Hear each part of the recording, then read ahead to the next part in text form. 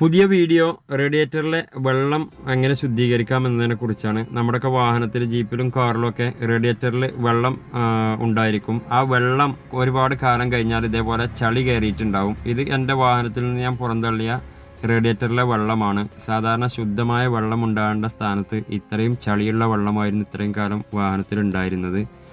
ഇത് വാഹനത്തിൻ്റെ അടിയിലുള്ള ഇതെൻ്റെ കാറിന് നിങ്ങൾക്ക് കാണാം, ഒരു അടപ്പുണ്ടാവും. അത് തുറന്നിട്ടാണ് ഈ വെള്ളം റേഡിയേറ്ററിൻ്റെ അടിയിലായിട്ട് ഒരു കാർക്ക് ഉണ്ടാവും. അത് തുറന്നിട്ടാണ് ഈ വെള്ളം മുഴുവൻ പുറത്തേക്ക് കളയുന്നത്. ഇത് വാഹനം ഓടിക്കൊണ്ടിരിക്കുമ്പോൾ അല്ലെങ്കിൽ ഓടി വന്ന ഉടനെ ഒന്നും തുറക്കാൻ ശ്രമിക്കരുത്, തിളച്ച വെള്ളമായിരിക്കും. അതേപോലെ ഇപ്പോൾ ഈ കാണുന്നത് റേഡിയേറ്ററിലെ വെള്ളം ശേഖരിക്കാനുള്ളൊരു ബോക്സാണ്. പിന്നെ ഇപ്പുറത്ത് കാണുന്ന ഹോള് റേഡിയേറ്ററിൽ നിന്നുള്ള വെള്ളം ഒഴിക്കാനുള്ള ഒരു സ്ഥലവുമാണ്. ഇതിലുള്ള വെള്ളം എന്ന് പറഞ്ഞു കഴിഞ്ഞാൽ നമ്മുടെ വെള്ളം ഒരുപാട് കാലം ഇങ്ങനെ റിവൈൻഡ് ചെയ്ത് കഴിഞ്ഞാൽ ഇത് ഒരുപാട് ചളിയും ഒക്കെ കയറിയിട്ട് ആകെ മലിനമായിട്ടുണ്ടാകും. അപ്പോൾ നമ്മൾ ഇടയ്ക്ക് ഇത് ക്ലീൻ ചെയ്യാൻ വേണ്ടിയിട്ട് ഈ വെള്ളമൊക്കെ ചോർത്തി കളഞ്ഞിട്ട്, ഇപ്പോൾ ഞാനിതാ ഈ എൻ്റെ മെക്കാനിക് ഒഴിക്കുന്ന ഈ കൂളൻ്റ് പോലുള്ള ഒരു ബോട്ടിൽ വാങ്ങിയിട്ട്, 1 ലിറ്ററിൻ്റെ ഒരു ബോട്ടിൽ വാങ്ങിയിട്ട് അത് ഒഴിച്ചു കൊടുക്കുക. ബാക്കി വെള്ളം ഒഴിച്ചു കൊടുത്തു കഴിഞ്ഞാൽ വാഹനത്തിന് വളരെയധികം സ്മൂത്തും അതേപോലെ തന്നെ എൻജിന് നല്ല സ്മൂത്ത് ഡ്രൈവിങ്ങും അതേപോലെ തന്നെ എൻജിന് നല്ല കപ്പാസിറ്റിയും കിട്ടും. കാരണം ഈ നമ്മുടെ വാഹനം ഓടിക്കൊണ്ടിരിക്കുമ്പോൾ എൻജിൻ്റെ ചൂട് കുറക്കാൻ വേണ്ടിയിട്ടാണ് റേഡിയേറ്ററിലെ വെള്ളം സഹായിക്കുന്നത്.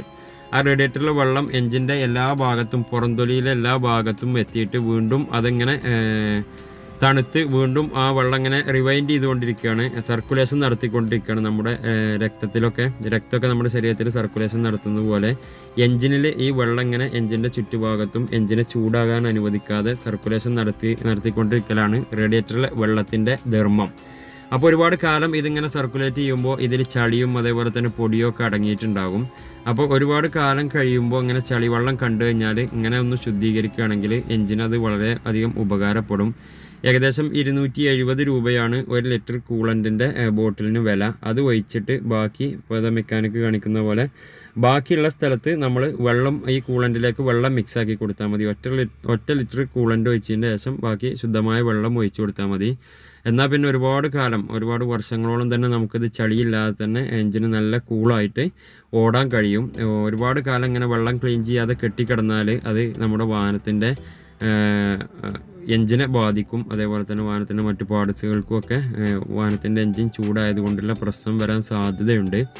അപ്പോൾ ചെറിയ തുകക്ക് നമുക്ക് നമ്മുടെ വാഹനത്തിൻ്റെ സ്മൂത്ത് ഡ്രൈവിംഗ് ആസ്വദിക്കാനും അതേപോലെ തന്നെ എൻജിൻ ലൈഫ് കൂട്ടാനും കഴിയുന്ന ഒരു പ്രക്രിയയാണ് റേഡിയേറ്ററിലെ വെള്ളം ഇടയ്ക്ക് പൂർണ്ണമായിട്ടും ഒഴുക്കി കളഞ്ഞിട്ട് ശുദ്ധമായ വെള്ളം, അല്ലെങ്കിൽ ഇനി നമുക്ക് കൂളൻ്റ് വാങ്ങാൻ ഒരുപക്ഷെ സാധ്യതയില്ല, അല്ലെങ്കിൽ അപ്പോൾ പണമില്ല എന്നുണ്ടെങ്കിൽ നമ്മൾ തന്നെ റേഡിയേറ്ററിലെ വെള്ളം മുഴുവനും ചോർത്തി കളഞ്ഞിട്ട് അതിനുശേഷം നമ്മൾ തന്നെ ശുദ്ധമായ വെള്ളം ഒഴിച്ചു കൊടുത്താലും മതി. കൂളൻ്റ് ഒഴിക്കണം എന്നൊരിക്കലും നിർബന്ധമില്ല. കൂളൻ്റ് ഒഴിക്കണം എന്ന് താല്പര്യമുള്ളവർ മാത്രം ഒഴിച്ചാൽ മതി. കൂളൻ്റ് ആകുമ്പോൾ ഒന്നുകൂടി നമ്മുടെ എൻജിനെ കൂളാക്കാൻ അത് സഹായിക്കും എന്നുള്ളതാണ് കൂളൻ്റ് ഒഴിക്കുന്നത് കൊണ്ടുള്ള ധർമ്മം. ഇപ്പോൾ റേഡിയേറ്ററിൽ ബാക്കി വെള്ളം കൂളൻ്റിൻ്റെ ബാക്കി വെള്ളം ഒഴിച്ചുകൊണ്ടിരിക്കുകയാണ് മെക്കാനിക്ക്. ഇങ്ങനെ ഇടയ്ക്ക് ചെയ്യുന്നത് നന്നായിരിക്കും എന്ന് എല്ലാവരെയും അറിയിക്കാൻ വേണ്ടിയിട്ടാണ്. ഒരുപക്ഷെ ചില ആളുകൾക്കൊന്നും ഇതിനെക്കുറിച്ച് അറിവുണ്ടായിരിക്കില്ല. അത് അറിയിക്കാൻ വേണ്ടിയിട്ടാണ് ഞാൻ ഈ വീഡിയോ ചെയ്തത്. ഇതുപോലുള്ള മറ്റു ഉപകാരപ്പെടുന്ന വീഡിയോയുമായി വീണ്ടും വരാം. അതുവരെ എല്ലാവർക്കും നന്ദി.